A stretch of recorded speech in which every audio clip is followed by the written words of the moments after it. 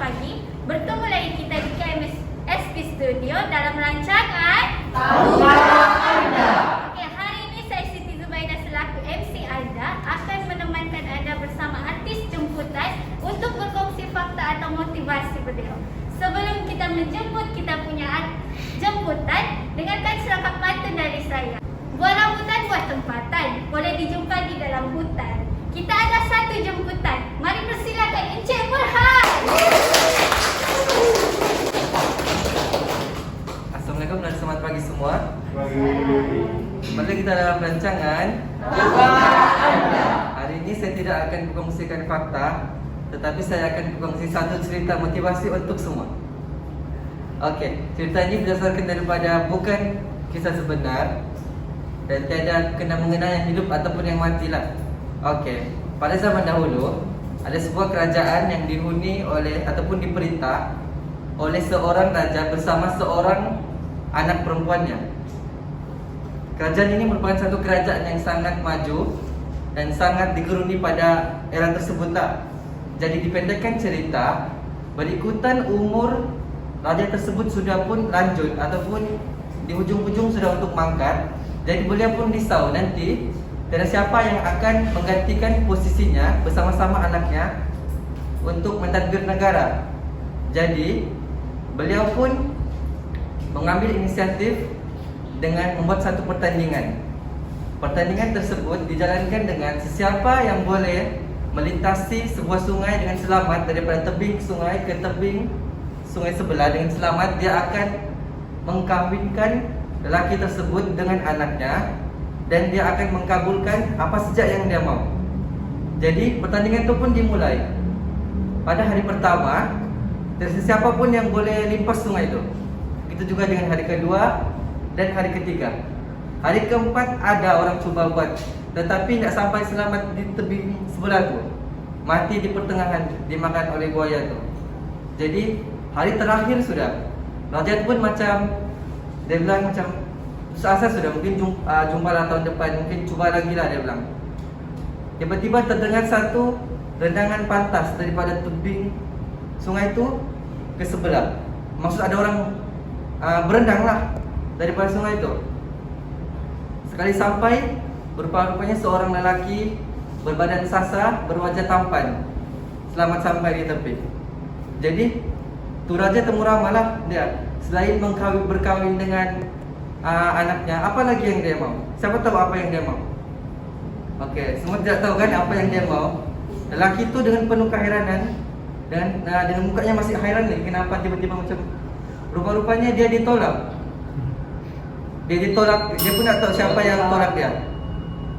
Dia ditolak daripada tebing sungai itu ke sebelah. Dia ditolak ke sungai itu. Dia ditolak lah. Dia ditolak. Dia pun tak tahu sebenarnya dia tu sebagai dia ke situ sebenarnya sebagai penonton siap. Di situ dia mau datang sebagai penonton. Tiba-tiba ada orang tolak dia secara tidak langsung dengan pantas. Dia tiba-tiba pandai berenang ke tepi itu. Jadi the end lah ceritanya. Jadi apa yang saya mau sampaikan di sini adalah setiap kita ada mempunyai kelebihan masing-masing dan sama ada kita mau come forward, kita mau buktikan ataupun kita mau tonjolkan dan keluar daripada zona perisa ataupun tidak. Dan ingat, orang hebat sentiasa berpikir hebat-hebat dan kamu adalah apa yang kamu pikirkan. Terima kasih. Okey, baiklah. Itulah fakta yang dikongsikan oleh Encik Burhan.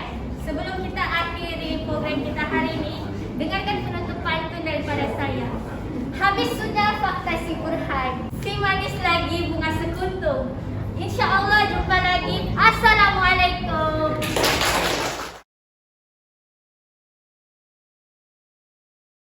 Selamat pagi, salam sejahtera kepada semua rekan-rekan pada hari ini.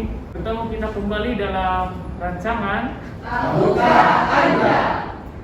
Pada pagi ini kita akan membawakan satu rekan kita untuk membawakan fakta. Persilakan Muhammad Akram Izan.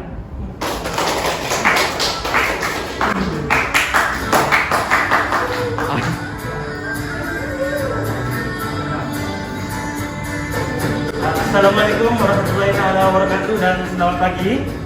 Bertemu kembali kita dalam rancangan Tahukah Anda? Oke, nama Mat Kilau adalah nama yang tidak asing pada era ini. Pada asal nama beliau adalah Muhammad bin Imam Rasu yang berasal daripada Jalan Tut Pahang, dan beliau adalah antara pejuang-pejuang yang jarang didendangkan dan didengarkan. Baiklah, tahukah Anda? Tidak. Mat Kilau ini pernah mati sebanyak 3 kali. Pernah dengar? Oke, yang pertama, di antara ketiga-tiga itu saya mau sentuhkan yang dua nih, yang berkaitan dengan kita. Yang pertama yaitu beliau pernah mati apabila ditawan, dan beliau sendiri mempertawankan dirinya, lalu berlakulah cedera parah pada bahagian kepala dan badannya, dan berlaku sebanyak 13 kali kelukaan.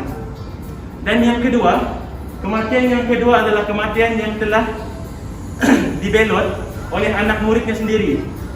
Anak muridnya sendiri mengkabarkan kepada Sultan Mansur yang bahwa Mat Kilau belum mati.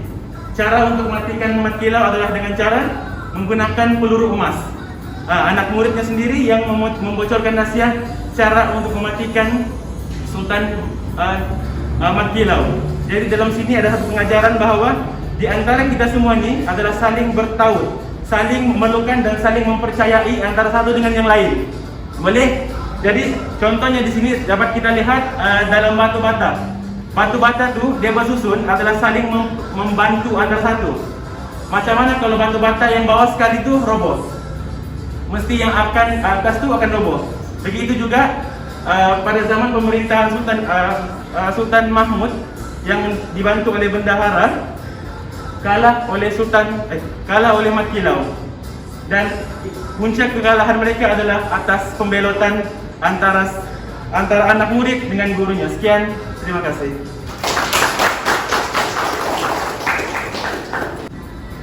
Oke, sekian itu saja untuk fakta kita pada pagi ini. Sekian, terima kasih.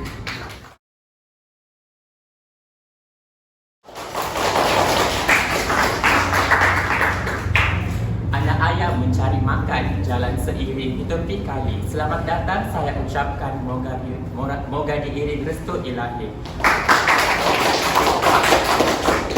Oke, assalamualaikum dan selamat pagi semua. Hari ini saya akan menjemput satu speaker yang akan menyampaikan sebuah fakta yang begitu menarik.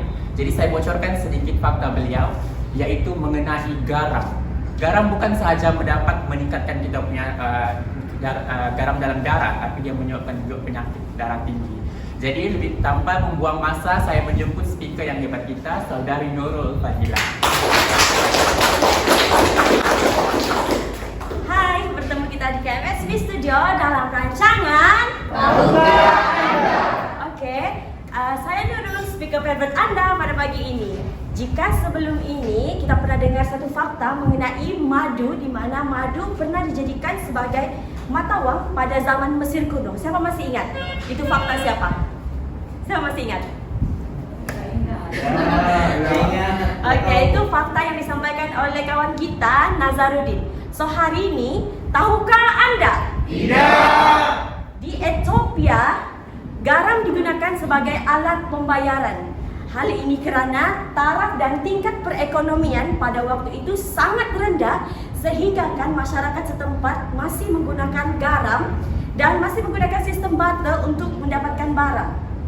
Pada kala itu, hanya golongan bangsawan sahaja yang memiliki garam dengan jumlah yang sangat banyak.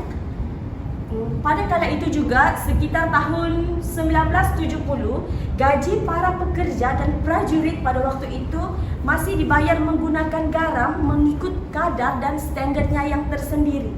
Dan tahukah Anda juga, perkataan garam dalam bahasa Latin disebut salarium. Uniknya bahasa ini dan perkataan ini dibawa ke bahasa Inggris yang bermaksud salary ataupun gaji. So maknanya perkataan gaji yang kita guna sekarang ini diambil sempena nama garam. So ini saja penyampaian hari ini. Semoga penyampaian saya hari ini dapat menambah ilmu pengetahuan untuk kita semua. Sekian, terima kasih. Kalau ada jarum yang patah, jangan sampai tercucuk jari. Kalau ada silap dan salah, usah disimpan di dalam hati. Begitulah penyampaian yang disampaikan oleh Miss Nurul tadi. Begitu bermakna erti garam itu. Dari kecil sampailah kita besar, kita tidak akan lupa dengan garam. Sejalan.